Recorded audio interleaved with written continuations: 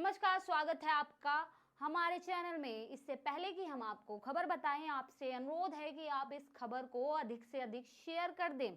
बटोगे तो कटोगे के बाद महाराष्ट्र में हिंदू संगठनों का बड़ा अभियान, बीजेपी को मिल सकता है जमकर फायदा। बटेंगे तो कटेंगे के नारे के बाद अब हिंदू संगठन महाराष्ट्र में सजग रहो अभियान चलाने जा रहे हैं। इसमें आरएसएस की भी अहम भूमिका है।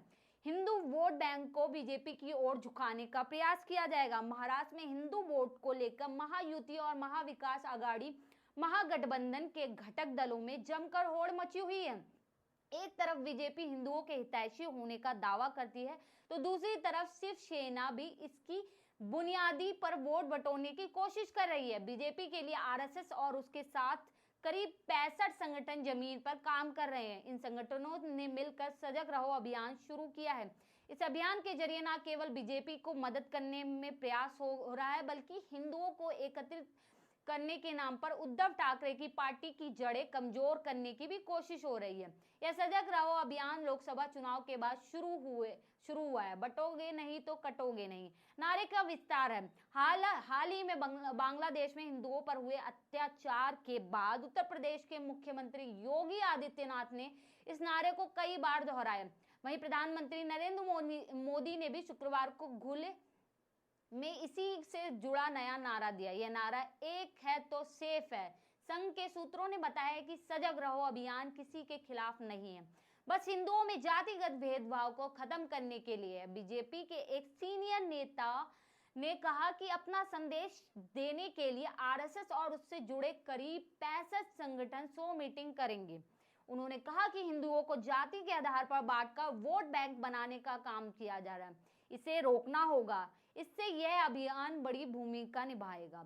बटोगे तो कटोगे का नारा साफ तौर पे ये कहलाता है कि अगर जो हिंदू इकट्ठा रहेंगे तो कोई भी उन्हें बांट नहीं सकेगा, क्योंकि जाति के नाम पे आपने पिछले चुनावों में भी देखा होगा कि जाति के नाम पे कितना हिंदुओं को तोड़ा गया। मैं यहाँ पे धार्मिक भावना भड़काने नहीं बैठी हूं, लेकिन ये सच्चाई है कि जाति के आधार पे अगर आप वोट दे रहे हैं तो ये सरासर गलत है।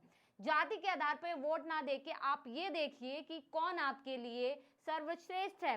इस अभियान में जो संगठन हिस्सा ले रहे हैं उनमें से कुछ के नाम चाणक्य प्रतिष्ठान, मातंगे साहित्य परिषद और रणरागिनी सेवा भावी संस्था है।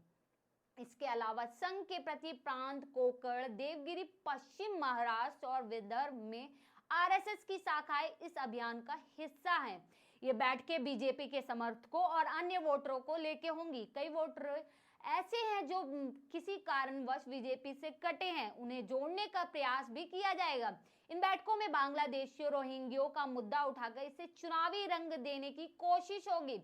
इस कार्यक्रम को आरएसएस आधिकारिक रूप से आयोजित नहीं कर रहा है, इसमें स्वयं सेवकों का कदम बताया जा रहा है। किसानों से कर्ज माफी का वादा, 25 लाख लोगों को नौकरी। महाराष्ट्र के लिए भाजपा का संकल्प पत्र भी जारी हो गया है। महाराष्ट्र विधानसभा चुनाव के लिए भाजपा का घोषणा पत्र जारी हो गया। केंद्रीय गृह मंत्री अमित शाह ने रविवार को मुंबई में भाजपा का संकल्प पत्र जारी कर दिया है। महाराष्ट्र विधानसभा चुनाव के लिए भाजपा घोषणा पत्र जारी हो गया है। केंद्रीय गृह मंत्री अमित शाह ने रविवार को मुंबई में भाजपा का संकल्प पत्र जारी किया। इसमें पार्टी ने किसानों और महिलाओं को फोकस में रखा है। इस दौरान पार्टी के कई अन्य सीनियर नेता भी मौजूद रहे। इसमें डिप्टी सीएम देवेंद्र फडणवीस, महाराष्ट्र भाजपा अध्यक्ष चंद्रशेखर बावनकुले, मुंबई भाजपा अध्यक्ष आशीष शेलार और केंद्रीय मंत्री पीयूष गोयल आदि शामिल रहे। अमित शाह ने इस मौके पर वर्तमान महायुति गठबंधन की उपलब्धियां गिनाई हैं। साथ ही महाराष्ट्र के विकास के लिए पार्टी की प्रतिबद्धता पर जोर दिया है। केंद्रीय मंत्री अमित शाह ने अपना घोषणा पत्र तो जारी कर दिया, लेकिन कांग्रेस का क्या होगा वो देखने होगा। कि इस खबर में इतना ही। बने रहे हमारे चैनल के साथ। बहुत बहुत धन्यवाद।